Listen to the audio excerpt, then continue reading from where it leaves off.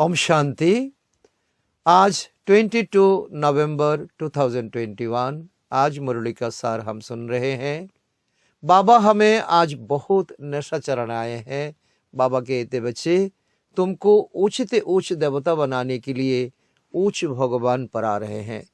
जब तुम यहाँ बैठते हो तो तुम्हें अगर कोई पूछे तुम नशा से बात करो तो मैं तो यहाँ आया हो, मैं तो स्टूडेंट हो, मैं तो गॉडली स्टूडेंट हो, हम तो सूर्यवंशी घराना का भांति बनेंगे।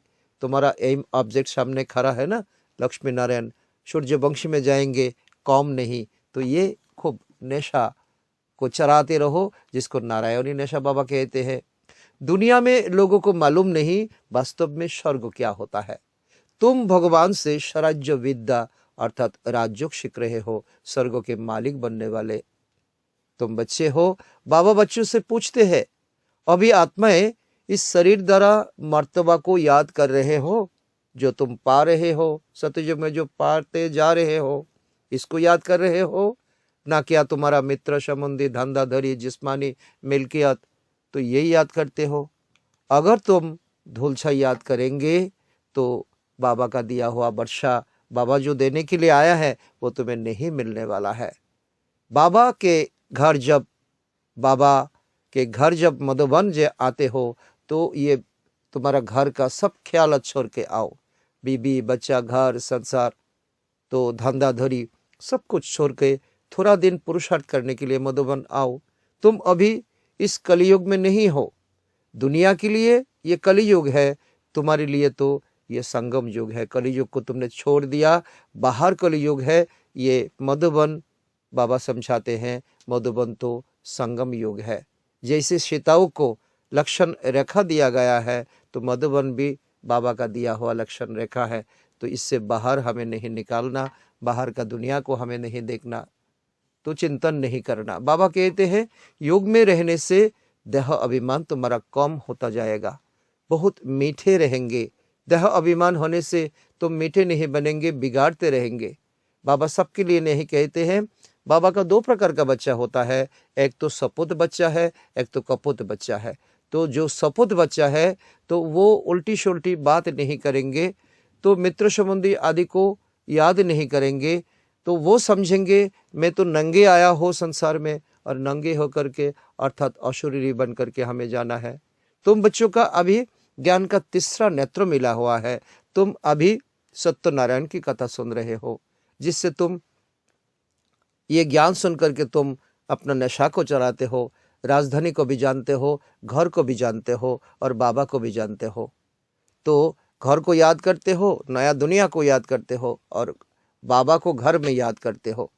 तुम बच्चे अभी जानते हो जो भक्ति में जो शिवलिंगो काला बनाया है तो वास्तव में भगवान का यह रूप नहीं है। भगवान तो बिंदी रूप है।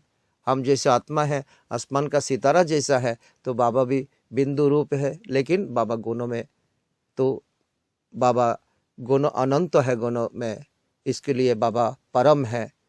तो बाबा एक बार प्योर है। तो अभी हम घर जाएंगे, अशरीरी का अभ्यास हम करेंगे।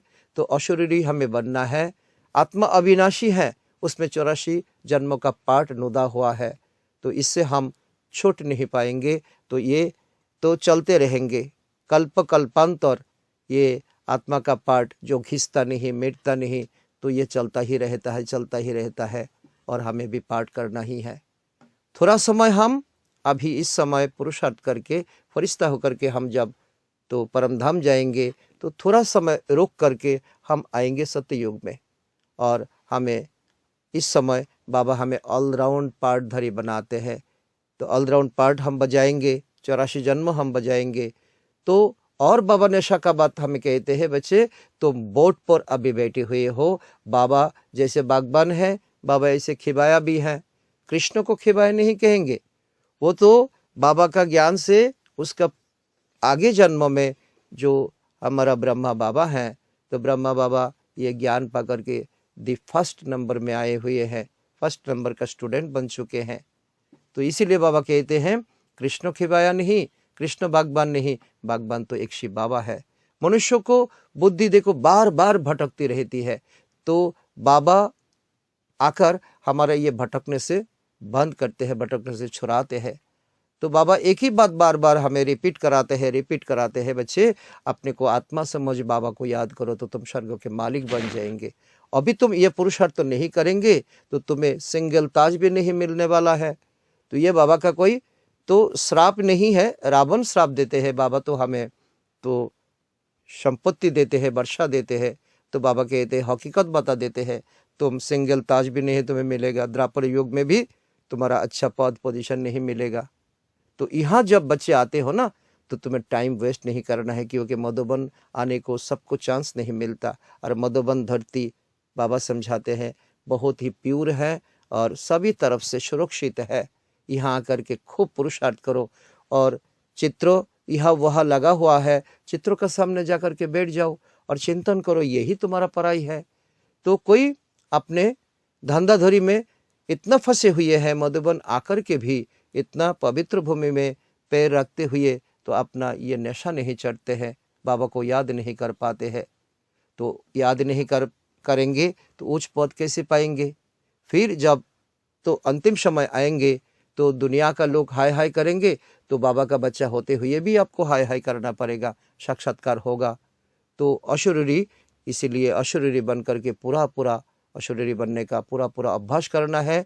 कोई उल्टी सुल्टी बातों का चिंतन नहीं करना है, मुरली का ही स्मरण करना है। रोज बाबा मुरली में हमें भर भर के ज्ञान का शब्दकोश देते हैं, तो उसको विचार सागर मंथन करना है। जैसे गाय खाना खा करके तो बार बार उगाड़ते हैं, तो ये ज्ञान का चिंतन हमें बार बार अंदर से बाहर ले आना, चिंतन करना, ये अपना बना लेना।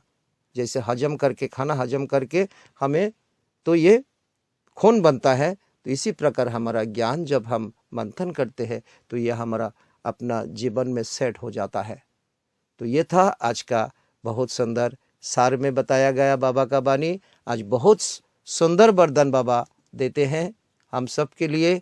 बाबा कहते हैं, बच्चे सदा फरमान के तिलक, फरमान बाबा का जो फरमान दिया हुआ है उसको तिलक को धारण कर फर्स्ट प्राइज लेने वाले फरमान बरदार भव।